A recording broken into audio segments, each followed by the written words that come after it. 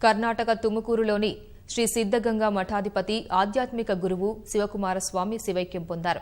గత 15 రోజులుగా వెంటిలేటర్పై చికిత్స పొందిన స్వామి సోమవారం ఉదయం 11:44 తుదిశ్వాస విడిచారు. నడిచే దైవంగా పేరొందిన శివకుమార స్వామి వయస్సు 111 ఏళ్లు. స్వామి శివైక్యం పట్ల కర్ణాటక ముఖ్యమంత్రి కుమారస్వామి, మాజీ ముఖ్యమంత్రి యడ్యూరప్ప విచారం వ్యక్తం చేశారు.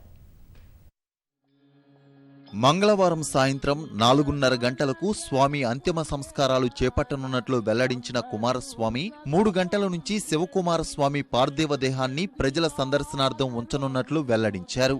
రాష్ట్ర వ్యాప్తంగా ఇవాళ సెలవు దినంగా ప్రకటించిన కర్ణాటక ముఖ్యమంత్రి 3 రోజుల పాటు సంతాప దినాలుగా పాటించనున్నట్లు తెలిపారు.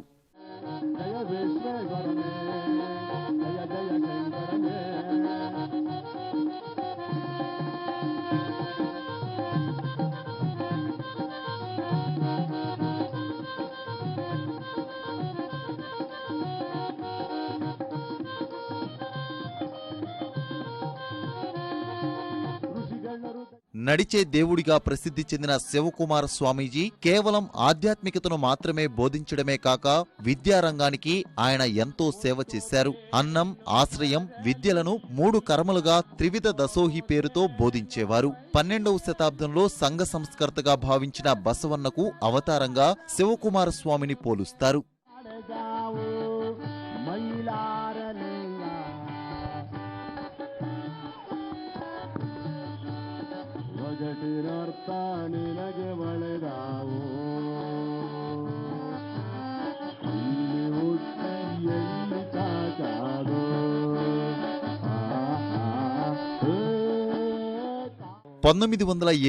ఏప్రిల్ 1న కర్ణాటకలోని మాగడి తాలూకా వీరాపురాలోని హోనప్ప గంగమ్మల 12 మంది సంతానంలో శివకుమార స్వామి ఒకరు.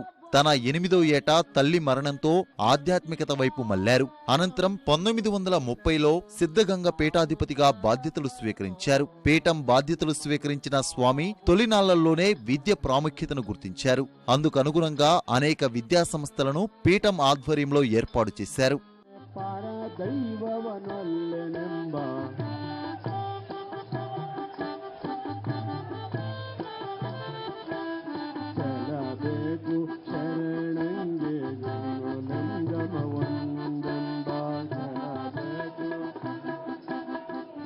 కర్ణాటకలో వర్గాల వారీగా మఠాలున్నప్పటికీ సిద్ధగంగ పీఠంలో అందరినీ సమానంగా చూసేవారు. స్వామిని దర్శించుకునేందుకు అన్ని రాజకీయ పక్షాలకు చెందిన వివిధ వర్గాల నేతలు వచ్చేవారు. ఆయన ఎప్పుడూ ఏ రాజకీయ పక్షం వైపు మొగ్గు చూపకుండా తటస్థంగా వ్యవహరించేవారు. 1930లో పీఠాధిపతిగా సారథ్యం స్వీకరించిన నాటి నుంచి అనేక విద్యా సంస్థలను ఏర్పాటు చేసి లక్షలాది మంది విద్యార్థులకు అండగా నిలిచారు. సిద్ధగంగా ఎడ్యుకేషనల్ ట్రస్ట్ కింద దాదాపు 125 విద్యా సంస్థలున్నాయి. విద్యా సంస్థలకు చెందిన విద్యార్థులకు ఉచిత భోజనం కూడా అందించడం విశేషం.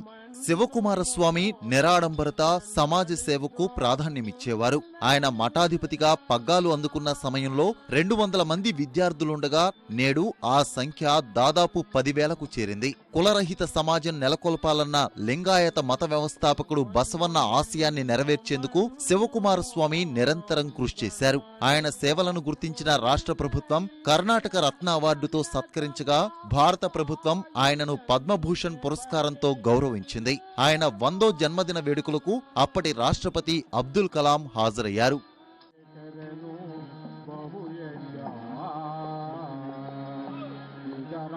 ఇదరాడంబరవే